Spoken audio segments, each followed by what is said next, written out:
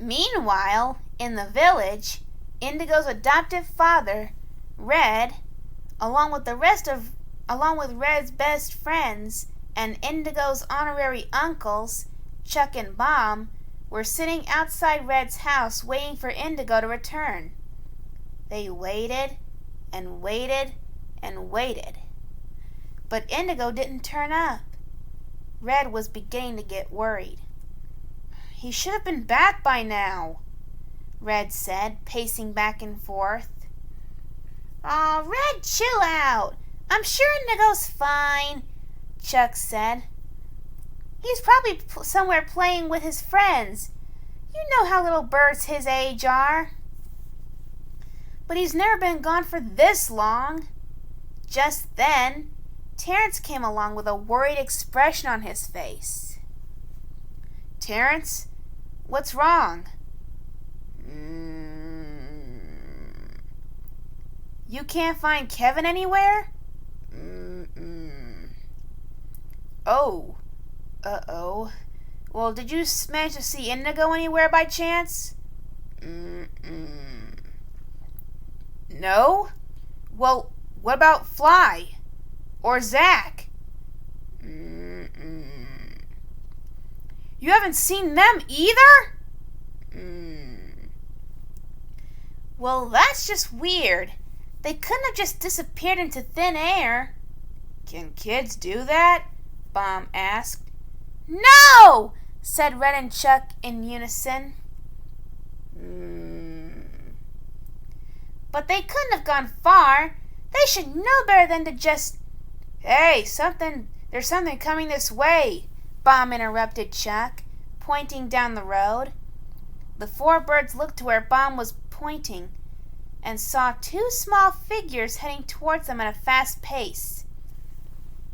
Red immediately recognized who one of them was. "I don't believe it! It's Marcus! And some other mouse with him." Marcus and May stopped in front of the birds. "Red! Chuck! Bomb! And—" He looked up and saw Terrence. "Holy Mother of Mozzarella!" Terrence stared down at the two mice, his eyes locked on them in a death stare. Hey! It's okay. This is Terrence. He's one of us. Terrence, these mice are our friends. This is Marcus and—" He looked at May. "Who are you?" "I'm May, Marcus's sister." "Right. Red. Okay. So now there's two talking mice," Red muttered.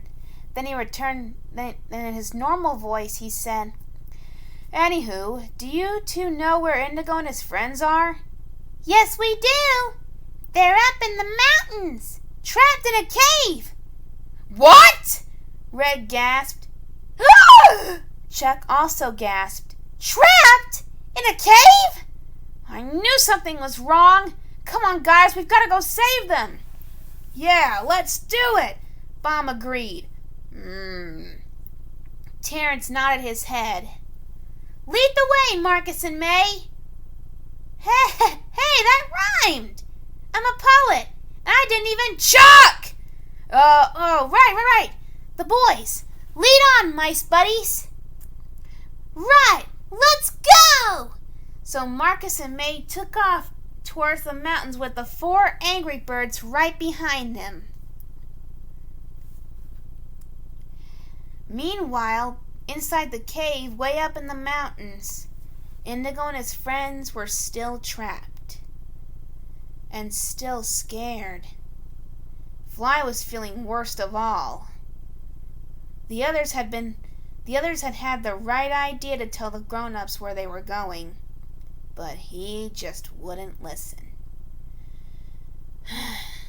"This is all my fault." "There's nothing you could have done, Fly," Eric said, trying to reassure him. "I'm the one who sneezed and caused the rock slide. If anything, it's my fault we're stuck in here." No, Eric. I should have agreed with y'all earlier. We should have told someone where we were gonna be, but I got too cocky and thought otherwise. Fly sat down on a rock. I messed up big time, guys. He lowered his head. I'm sorry I'm possibly the worst friend ever. Indigo shuffled over and sat next to his brown feathered companion. Fly, you're not the worst friend ever. Sure, you make a few bad decisions here and there, but that doesn't make you a bad bird. And sure, you make mistakes, but then again, who doesn't? Yeah, no one's perfect. You're still our best friend, Kevin said. Kevin piped up, still enthusiastic as ever. Yeah, even if you do drive me crazy sometimes, we're still buddies. Heck, you're a lot braver than I am, Hatch said, and that was Zach talking a little bit ago. And we wouldn't want to have you any other way, Eric said. That's right, Indigo said. Fly slowly lifted his head and looked around at his 5 friends, who were smiling kindly at him. You guys really mean that?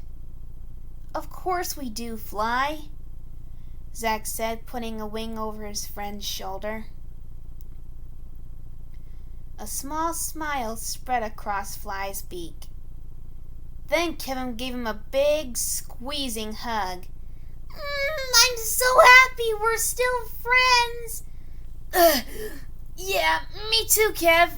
I can't breathe. Oops. Kevin let Fly go. Sorry about that. Ooh. It's cool. Hey! Guys, listen! I think I hear voices, Hatch said, putting a hand to his ear.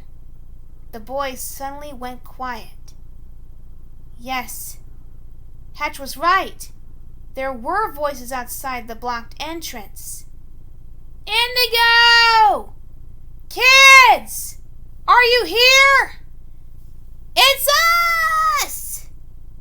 We're here to help you guys. Eric gasped in delight. It's the Angry Birds! They found us! Hatch said. A wave of relief swept over him. Indigo flew back over to the small hole and poked his blue wing out of it again. Dad! Chuck! Bomb! Over here! Chuck spotted Indigo's wing waving. There he is! As soon as Red saw Indigo's wing, he rushed over to the blocked entrance to the cave, climbed the rocks, and gently held the little blue wing. Oh, Dad! I'm so happy to see you! I'm here now, Indigo. Don't worry. Everything's gonna be okay. Are you and the others all right? Yeah, we're all okay. But we're still trapped in here, Hatch called. Don't worry, boys. We'll get you all out of there. Bomb knew what had to be done. There's only one thing to do. Stand aside, everyone. Knowing full well what was going to happen, Red, Chuck, and Terrence stood well back. Huh? What is he gonna do? Marcus and May asked. Well, Marcus said huh, and May asked that. Red picked up the 2 mice in his wings. You're about to find out. Stand back, kids! Bomb called out. Huh? Eric said. Whoa! Fly said, knowing what was about to happen. He's gonna explode! Zach said. The 6 boys backed as far away from the entrance as they could. Bomb closed his eyes and began to think of things that made him mad. His fuse began to go down. Red and Chuck closed their eyes and flinched, waiting for the inevitable explosion. Indigo and his friends did the same. Marcus and May watched with wide eyes as Bomb finally blew up with a mighty kaboom!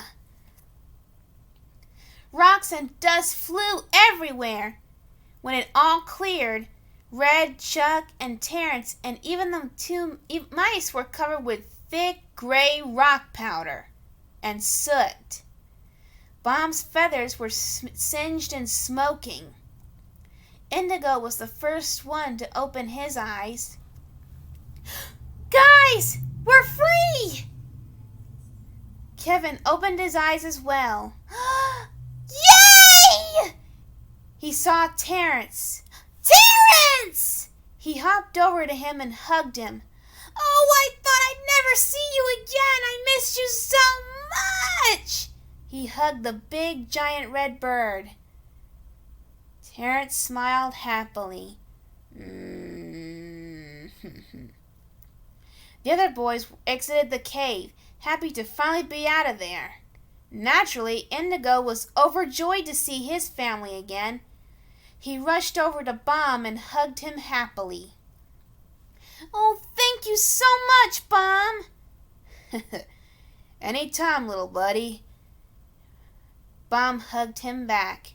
I'm just glad you're okay. Chuck zipped over to them. We all are. And he gave Indigo a little kiss on his forehead. Indigo giggled. Then he ran over to where Red was standing. Red put the still amazed mice down on the ground. So that's why he's called Bomb. Yeah. And honestly, I think it's pretty cool, said Marcus. Red, without hesitation, wrapped his wings around Indigo in a hug. Oh, Dad, I was really scared. You're not mad at me for not telling you where I was going, or we were going, are you? Red looked at Indigo, a warm smile on his face. Hey, right now I'm too relieved to know that you're safe to be mad. I was really worried about you. We all were, said Chuck. Heck, we'd go to the moon for you if we had to, Bomb said, smiling. That's what families do, don't they? Asked Red. Indigo smiled. Yeah, they do. Then the three angry birds hugged the little blue bird warmly. Indigo closed his eyes and smiled. Hatch... Aww, said Hatch, Kevin, Zach, Eric, and Marcus and May all together. Ugh, sappy stuff, Fly said, rolling his eyes. But, Chuck piped up, we would like to know what you boys were doing up here in the first place. We were only trying to get to Mighty Eagle's house, Hatch admitted. Yeah, Kevin piped up. Oh, so that's it? Bomb asked. But why didn't you tell us anything first? Fly guiltily stepped forward. That was kind of my fault. I got too cocky and dismissed the idea. No surprise, Red muttered under his breath. Then in a normal tone, he said, Well, normally I wouldn't be too happy about that, but knowing that you're all safe and that Fly learned his lesson, I guess that can be forgiven. Phew! Hatch sighed in relief. That's a relief, said Eric. But the next time you want to see Mighty Eagle, come to us before you decide on anything, okay? Oh, yes, sir, Red! Fly, Zach, Kevin, Hatch, and Eric said all together. Yes, Dad, Indigo said. Well, I'm glad that's settled. Now, what do you say we all go home and get the rest of you back to your families? Yes, please, said Hatch. Sure, Eric said. And so the angry birds, the boys, and the 2 mice headed back down the mountain all the way back to Bird Village. The sun was just about to go down when they arrived back. Eric's mother was very happy to see that her son was safe, and Hatch's mother and father, who had been worried sick about him all day, were overjoyed to have him back at last. They thanked Red, Chuck, and Bomb, and Terrence. But they gave Marcus and May some thanks too, since they were the ones to alert the angry birds of the boys' plight. As the sun finished setting, and after bidding their feathered friends farewell again, Marcus and May returned to their home in the forest. And that night in Red's house, Indigo was so exhausted that he fell fast asleep as soon as his head was on the pillow. As Red got into his own nest beside Indigo's, he looked over at his sleeping adopted son. Who knows what he'll do next? Red thought in his head, but I'm pretty sure he's had enough excitement for a while. Then Red settled down into his nest and drifted off to sleep as well, hoping that what happened today was the last of anything exciting. But he had no way of knowing that his and Indigo's real adventures were just beginning.